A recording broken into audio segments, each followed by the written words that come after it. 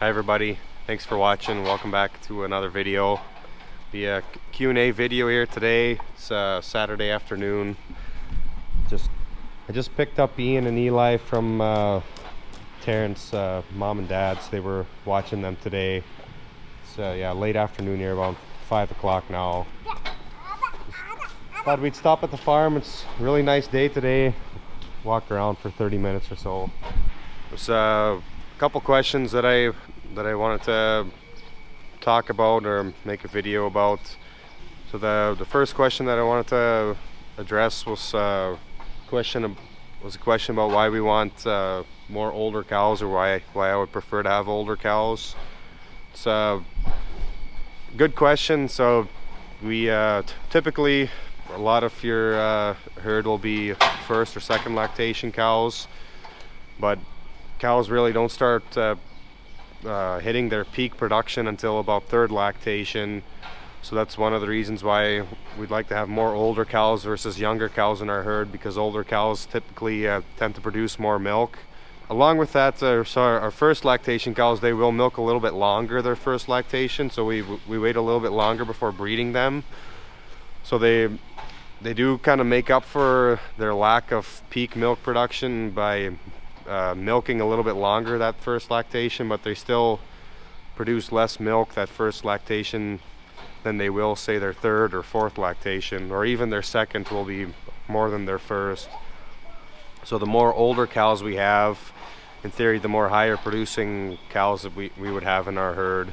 The other part of that is it takes about 22, 23, 24 months before our heifers will calve and become part of our milking herd.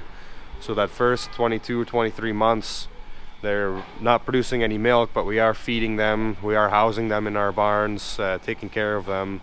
So that all costs money, and they don't really, or we don't really get a return out of those heifers until they start producing milk. So the more older cows we have in our herd, the less heifers and calves we need to raise.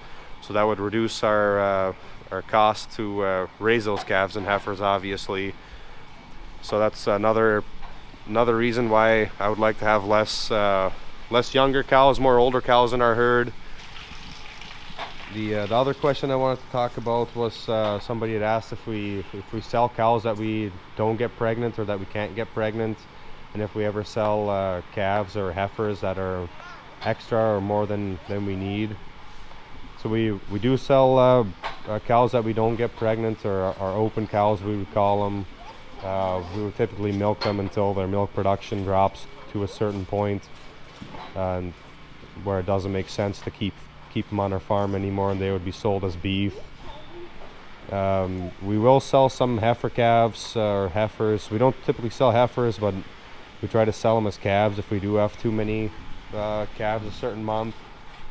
So like I said in the video, we're shooting for around 55 calves every month. And if we have 60, we'll keep them. But if we have 65, 70, sometimes we'll even have 75 calves, we'll sell those extra calves. We've been selling them here the last few years to another dairy farmer here in North Dakota. They're still really good calves, but it doesn't make sense for us to raise any more than we need, because we don't need them in our milking herd. So we'll try to sell them as early as we can. Yeah, that's what we do if we have extra calves. And of course, with the breeding program we use, we're trying to limit that. We're always trying to keep in that 55-ish range every month, but it doesn't always work out that way. Sometimes you end up with more heifers than you need, and then we'll sell some, like I said. So that'll be it for the Q&A video, just short video. Yeah, really nice day here today, but it sounds like we're supposed to get some snow here in the middle of next week, Tuesday, Wednesday, Thursday. We have a chance of snow. Early forecast, they're saying 1 to 2 feet of snow, so hopefully we don't get that, but we'll see. But I appreciate you guys watching, and hopefully we'll see you in the next video.